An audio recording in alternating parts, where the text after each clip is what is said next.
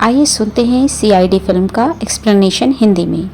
1956 में रिलीज़ हुई film CID न केवल अपनी बेहतरीन कहानी के लिए जानी जाती है, बल्कि यह फिल्म वहीदा रहमान जी की पहली हिंदी फिल्म भी थी।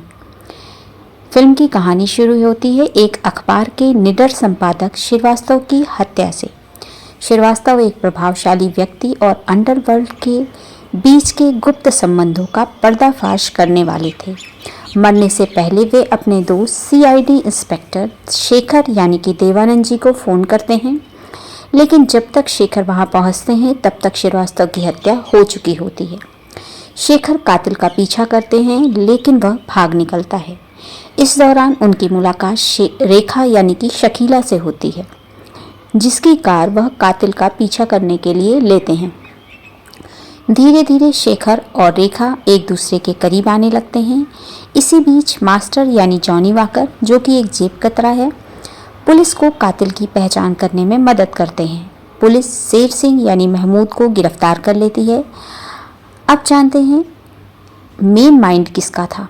अंडरवर्ल्ड का असली मास्टरमाइंड धर्मराज यानी वीर सखूजा हैं। वह अपनी सहयोगी कामिनी यानी वहीदा रहमान को शेखर को जांच से भटकाने के लिए भेजते हैं। कामिनी रेखा की बचपन की सहेली बनकर सामने आती है और वह शेखर को नशीला शरबत पिलाकर बेहोश कर देती है ताकि गिरोह अपना काम कर सके। धर्मदास शेखर को रास्ते से हटाने के लिए एक गहरी साजिश रचता है।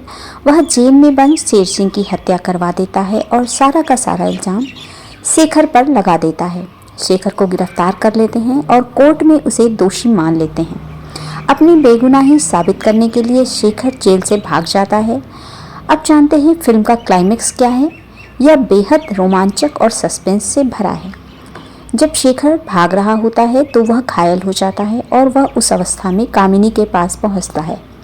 यहाँ कामिनी का हृदय परिवर्तन होता है और वह महसूस करती है कि शेखर एक सच्चा और ईमानदार इंसान है, जबकि धर्मदास एक क्रूर अपराधी। वह शेखर की मदद करने का फैसला करती है। धर्मदास को शक हो जाता है कि कामिनी उसके खिलाफ जा रही है। वह कामिनी को मारने की कोशिश करता है। शेखर और पुलिस एक जाल बिछाते हैं। पुलिस अखबार में खबर छपवाती है कि कामिनी बच गई है और वह बयान देने वाली है। यह सुनकर घबराया हुआ धर्मदास उसे खत्म करने के लिए अस्पताल पहुंचता है। अस्पताल में जिस बिस्तर पर कामिनी के होने का नाटक किया गया था, वहां पुलिस पहले से ही घात लगाकर बैठी होती है। जैसे ही धर्मदास हमला करता है, शेखर और पुलिस उसे रंगे हाथों पकड़ लेते हैं। धर्मदास के पापों का अंत होता है और शेखर बेगुनाह साबित होता है और वह रेखा के साथ फिर से मिल जाता है। कामिनी, जिसने अंत में सच्चाई का साथ दिया था, वह एक अच्छा किरदार बनकर उभरती है।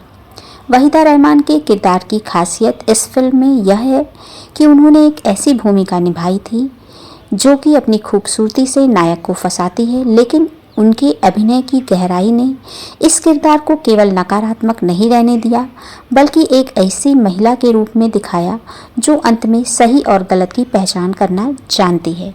मूवी का एक्सप्लेनेशन अगर पसंद आया है तो चैनल को लाइक शेयर सब्सक्राइब ज़रूर कर दें। धन्यवाद इसे पूरा सुनने के लिए।